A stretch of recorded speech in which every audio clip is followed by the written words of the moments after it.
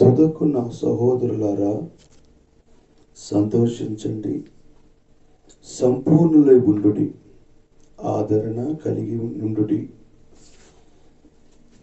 ఏక మనస్సు గలవారై ఉండుడి, సమాధానముగా ఉండుడి. ప్రేమ సమాధానమునకు కర్తయగు దేవుడు మీకు తోడే ఉండునుగాక. ఈ వాక్య భాగంలో గమనిస్తే రాయబడిన మాట,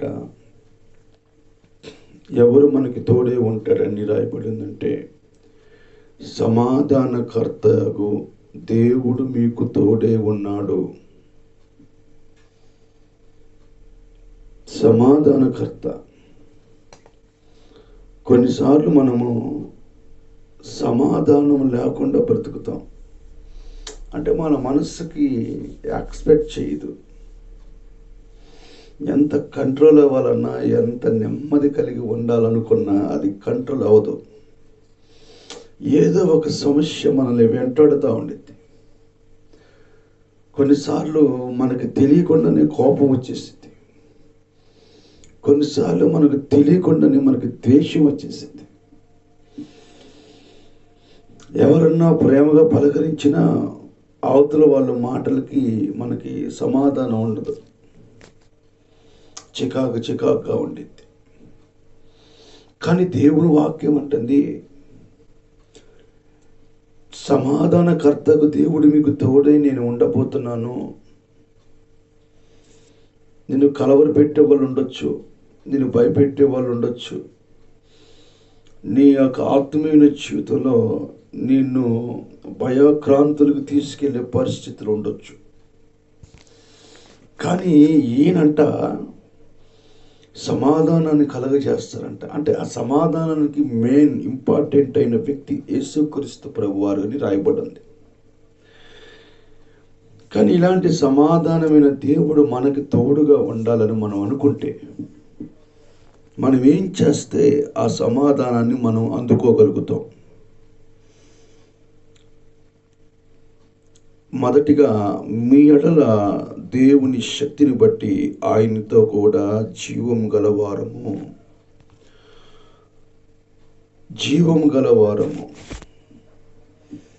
యేసుక్రీస్తు ప్రభువారు చెబుతున్నాడు, మొదటిగా నీవు జీవం కలిగిన వ్యక్తిగా ఉండాలి. కొన్నిసార్లు మనం అంటాం, నేను బ్రతికున్నా చనిపోయిన వ్యక్తిలాగానే ఉండిపోయాను. ఎందుకు నీ జీవితంలో బ్రతికుండంగా చనిపోయే వ్యక్తిలాగా ఉన్నాను అనుకుంటున్నావు? నువ్వేమన్నా వస్తువులతో లేకపోతే ఏమన్నా మిషన్లతో తయారు చేయబడిన వ్యక్తివి కాదు కదా. ఆయన స్వహస్తాలతో నిన్ను తయారు చేసుకున్నాడు. కొన్నిసార్లు తల్లిదండ్రులు అంటారు, అరే నీకు బాధ వస్తే నాకు చెప్పొచ్చు కదా,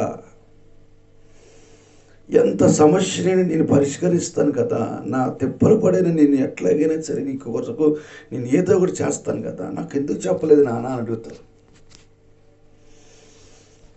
స్కూల్లో ఎవరన్నా మన పిల్లల్ని ఎవరన్నా ఏమనంటే వాళ్ళు ఏడుస్తుంటే వాళ్ళు చెప్పకపోతే మనం అడుగుతాం, ఏం జరిగింది, ఎందుకు అలా బాధపడుతున్నా, చెప్పొచ్చుగా మాకు. మిస్ గారు ఏమైనా అన్నారా, సార్ గారు ఏమైనా అన్నారా, లేకపోతే నీతో పాటు చదువుకున్న పిల్లలు ఏమైనా అన్నారు, నాకు చెప్పు నాన్న నేను తీరుస్తాను బాధ అంటారు. అంతకన్నా గొప్పవాడు మనం ఆరాధిస్తున్న దేవుడు. ఆయన అంటాడు, మీరు జీవము కలిగిన వారిని మీరు గ్రహించండి. జీవము అంటే మీరు మరణించినా మీరు నా దగ్గర ఎల్లకాలం బ్రతికే ఉంటారు. ఎందుకంటే మీలో నేను జీవాన్ని ఊదాను. నువ్వు ఈ రోజున సమాధానంగా ఉండకపోవడానికి గల ప్రప్రదమైన కారణం ఏమిటంటే, నీ జీవితం మీద, నీ బ్రతుకు మీద నీకు ఆశలు కోల్పోయావు. ఎందుకంటే నువ్వు నీ కళ్ళ ముందు జరిగే పరిస్థితులు మాత్రమే చూస్తున్నావు. నీ వెనకమాలుండి నిన్ను ముందుకు నడిపించే దేవుడు నువ్వు చూడలేకపోతున్నావేమో. నువ్వు ఎలాంటి స్థితిలో ఉన్న దేవుడు నిన్ను జ్ఞాపకం చేసుకొని నీకు సమాధానాన్ని కలగచేయడానికి ఆయన ఈ ఉదయకాలం నీతో మాట్లాడుతున్నాడు. గ్రహించుకో, ఈ ఉదయకాలం నువ్వు జీవం కలిగిన వ్యక్తివి, దేవుని చేత ప్రత్యేకించబడిన వ్యక్తివి. అలాంటి మనస్సును కలిగి ఉన్నప్పుడు నీ కుటుంబ సమస్యలన్నీ పరిష్కరించబడతాయి. నీ బిడ్డల జీవితాలు పరిష్కరించబడతాయి. నీ వ్యక్తిగతమైన జీవితం పరీక్షించబడింది. ఒకసారి గ్రహించుకొని ఈ ఉదయకాలమున నా జీవితంలో దేవుడు నా పట్ల కార్యం జరిగిస్తాడు. నేను జీవం కలిగిన వ్యక్తిని. నా యేసయ్య నన్ను తయారు చేసుకుని నిర్మించుకున్నాడు. నాకు ఈరోజు నా సమస్యలు ఎదురొచ్చిన వాటిని ఎదుర్కొనే శక్తిని నేను అనుభవించగలుగుతాను. ఆ సమస్యల నుంచి నేను పోరాడతాను. నా దేవుడు నన్ను జీవం కలిగిన వ్యక్తిగా చేశాడు.